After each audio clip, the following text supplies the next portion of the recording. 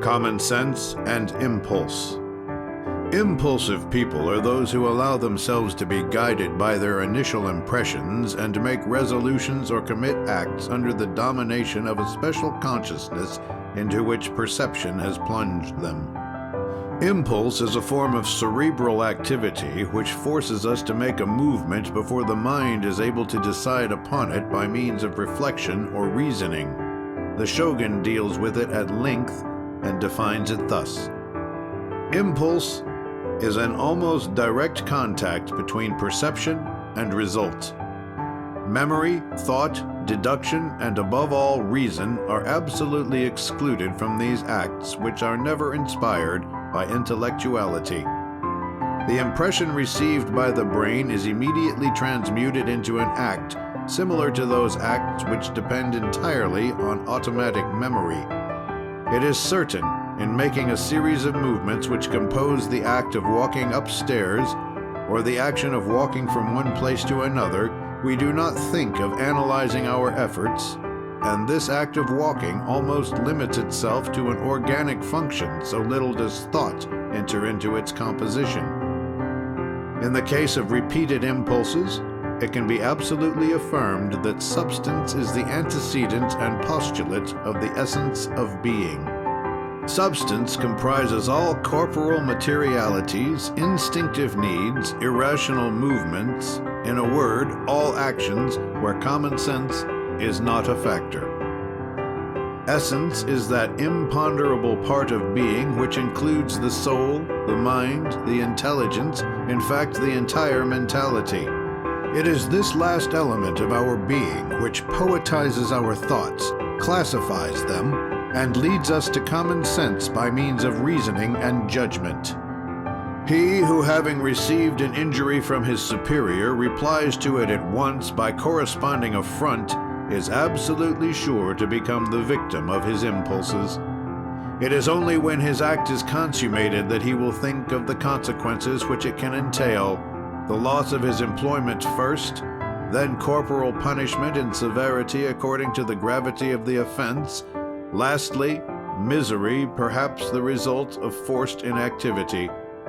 On the contrary, the man endowed with common sense will reflect in a flash by recalling all the different phases which we have described. His intelligence being appealed to will represent to him the consequences of a violent action. He will find, in common sense, the strength not to respond to an injury at once, but will not forego the right, however, of avenging himself under the guise of a satisfaction which will be all the more easily accorded to him, as his moderation will not fail to make an impression in his favor. There is between common sense and impulse, says Yoritomo, the difference that one would find between two coats, one of which was bought ready-made, while the other, after being cut according to the proportions of the one who is to wear it, was sewed by a workman to whom all the resources of his art are known. If impulses adopt the same character for everyone, common sense adapts itself to the mind, to the sensitiveness, to the worth of him who practices it. It is a garment which is adjusted to the proportions of its owner and according to his taste is elaborate or simple. Certain people have a tendency to confound intuition and impulse. These two things, really very different in essence, are only related by spontaneity of thought which gives them birth. But whereas intuition, a sensation altogether moral, concisely stated, is composed of mental speculations, impulses always resolve themselves into acts and resolutions to act. Intuition is a sort of obscure revelation, which reason controls only after its formation. Impulse never engages common sense in the achievements which it realizes. It never decides upon them in advance, and almost always engenders regrets. It is the result of a defeat in self-control, which willpower and the power of reasoning alone can correct. Intuition is less spontaneous than impulse. It is a very brief mental operation, but nevertheless very real, which very indistinctly touches lightly all the phases of reasoning in order to reach a conclusion so rapidly that he who conceives it has difficulty in making the transformations of the initial thought intelligible. It is nonetheless true that intuition is always inspired by a predicted reflection, but in spite of this fact, an existing reflection. Impulse, on the contrary, only admits instinct as its source of existence. It is the avowed enemy of common sense, which counsels the escape from exterior insinuations that one may concentrate in order to listen to the voice which dictates to us the abstinence from doing anything until after making a complete analysis of the cause which agitates us. Some philosophers have sought to rank inspiration under the flag of impulse, which they thought to defend, yes, even to recover esteem under this new form. We should know how to stand on guard, says Yoritomo, against this fatal error. Inspiration, says he, is rarely immobilized under the traits which characterized its first appearance. Before expressing itself in a work of art or of utility, it was the embryo of that which it must afterwards personify. The ancients, when relating that a certain divinity sprang fully armed from the head of a god, accredited this belief to instantaneous creation. If musicians, painters, poets, and inventors want to be sincere, they will agree that between the thought which they qualify as inspiration and its tangible realization, a ladder of transformations has been constructed, and that it is only by progressive steps that they have attained what seemed to them the nearest to perfection. Impulse, then, is only distantly related to inspiration and intuition. Let us add that these gifts are very often only the fruits of an unconscious mental effort, and that most of the time the thoughts which in good faith one accepts as inspiration or intuition are only nameless reminiscences whose apparition coincides with an emotional state of being which existed at the time of the first perception. There again, the presence of reasoning is visible, and also the presence of common sense, which tries to convert into a work of lasting results those impressions which would probably remain unproductive without the aid of these two faculties. Impulses are, most of the time, the vassals of material sensations. Definite reasoning and impartial judgment inspired by common sense are rarely the possession of a sick man. Sufferings, in exposing him to melancholy, make him see things in a defective light. The effort of thinking fatigues his weak brain, and the fear of a resolution which would force him to get out of his inactivity has enormous influence upon the deductions which dictate his judgment. Before discussing the advantages of conflict, he will instinctively resign himself to inertia. If, on the contrary, his temperament disposes him to anger, he will compromise an undertaking by a spontaneous violence, which patience and reflection would otherwise have made successful. It is possible also that a valiant soul is unable to obey a weak body, and that instinct awakened by fear leads one on to the impulsive desires of activity. Inadequate food or excessive nourishment can produce impulses of a different nature, but these differences are wholly and completely distinct as to character. The most evident danger of impulses lies in the scattering of mental forces, which, being too frequently called upon, use themselves up without benefiting either reason or common sense.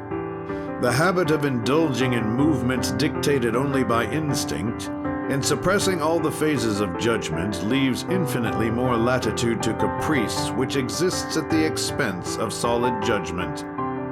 Perception, being related to that which interests our passions, by getting in direct contact with the action which should simply be derived from a deduction inspired by common sense, multiplies the unreflected manifestations and produces waste of the forces which should be concentrated on a central point after having passed through all the phases of which we have spoken. In addition, the permanency of resolutions is unknown to impulsive people. Their tendency, by leading them on toward instantaneous solutions, allows them to ignore the benefits of consistency. They are like unto a peasant, said the old Nippon, who owned a field in the country of Tokyo. Scarcely had he begun to sow a part of the field when, under the influence of an unhappy impulse, he plowed up the earth again in order to sow the ground with a new seed. If he heard anyone speak of any special new method of cultivation, he only tried it for a short while and then abandoned it to try another way. He tried to cultivate rice. Then, before the time for harvesting it, he became enthusiastic for the cultivation of chrysanthemums, which he abandoned very soon in order to plant trees, whose slow development incited him to change his nursery into a field of wheat. He died in misery, a victim of his having scorned the power of consistency and common sense. Now Yoritomo, after having put us on our guard against impulses, shows us the way to conquer these causes of disorder. To control unguarded movements, which place us on a level with inferior beings, that is, said he, in making us dependent on one instinct alone. This is, said he, to take the first step toward the will to think, which is one of the forms of common sense. In order to reach this point, the first resolution to make is to escape from the tyranny of the body, which tends to replace the intellectual element in impulsive people. When I was still under the instruction of my preceptor, Long Ho, I saw him cure a man who was affected with what he called the malady of the first impulse. Whether it concerned good actions or reprehensible ones, this man always acted without the least reflection. To launch a new enterprise, which the most elementary common sense condemned, he gave the greater part of his fortune in a moment of enthusiasm. He allowed himself to commit acts of violence, which taught him severe lessons. Finally, vexed beyond measure, dissatisfied with himself and others, he so brutally maltreated a high dignitary in a moment of violent anger that the latter sent for him that he might punish him. Learning of this, the man, crazy with rage, rushed out of his house in order to kill the prince with his own hand. It was in this paroxysm of passion that my master met him. Like all impulsive people, he was full of his subject, and joining the perception of the insult to the judgment of it, which his instinct had immediately dictated to him, he did not conceal his murderous intentions. My master, by means of a strategy, succeeded in dissuading him from accomplishing his revenge that day. He persuaded him that the prince was absent and would only return to town upon the following day. The man believed him and allowed himself to be taken to the house of Lang Ho. But it was in vain that Lang Ho unfolded all his most subtle arguments. Neither the fear of punishment nor the hope of pardon could conquer the obstinacy which can always be observed in impulsive people when their resolution has not accomplished its purpose. It was then that my master employed a ruse, whose fantastic character brings a smile, but which, however, demonstrates a profound knowledge of the human heart when acting under the influence of common sense. During the sleep of his guest, Lang Ho took off his robe, replacing it by a garment made of two materials. One was golden yellow, the other a brilliant green. After attacks of terrible anger, in spite of the solicitation of his impulsive nature which incited him to go out, he did not dare to venture into the streets in such a costume. That which the most subtle arguments had been unable to accomplish was obtained through fear of ridicule.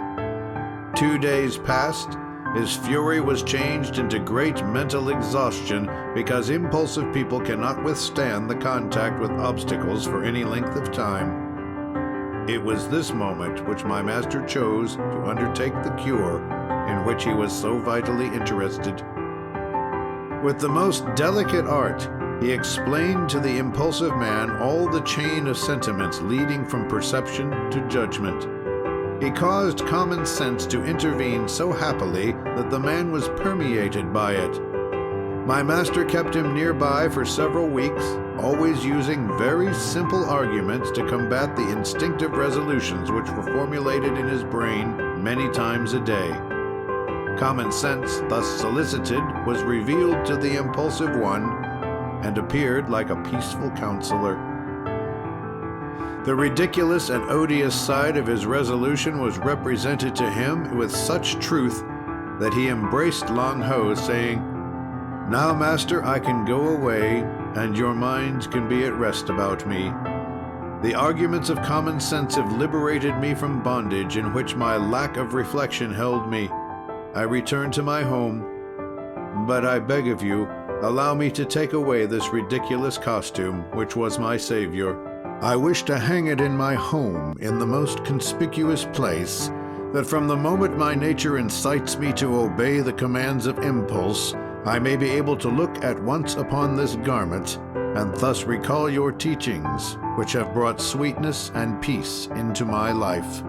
All those who are inclined to act by instinct should follow this example, not by dressing up in a ridiculous robe, half green and half yellow, but by placing obstacles in the way of the accomplishment of impulsive acts which the dictates of common sense would not sanction.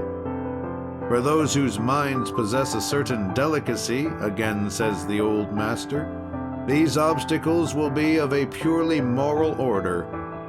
But for those who voluntarily allow themselves to be dominated by a diseased desire for action, obstacles should adopt a tangible form. The difficulty in conquering anything always makes impulsive people reflect a little. Under the immediate impression of the perception of an act, they are ready for a struggle to the death. But this ardor is quickly extinguished, and inertia in its turn, having become an impulse, makes them throw far away from them the object which determined the effort. In proportion as they encounter obstacles which they have taken the precaution to raise, the encroachment of the impression will make itself less felt. The mere fact of having foreseen will become a matter for reflection for them. The feeling of the responsibilities will be aroused in them, and they will understand how difficult it is to escape the consequences of impulsive acts. Would one not say that these lines had been written yesterday? More than ever, our age of unrest makes us the prey of impulses, and to the majority of our contemporaries the robe, half green and half yellow, by recalling to them the worship of common sense, will become a fetish more precious than all the amulets with which superstition loves to adorn logic, or to incorporate fantastic outline in the classic setting of beautiful jewels. End of Chapter 4 of Common Sense, How to Exercise It, by Yoritomo-Tashi. Recording by Thomas Rose.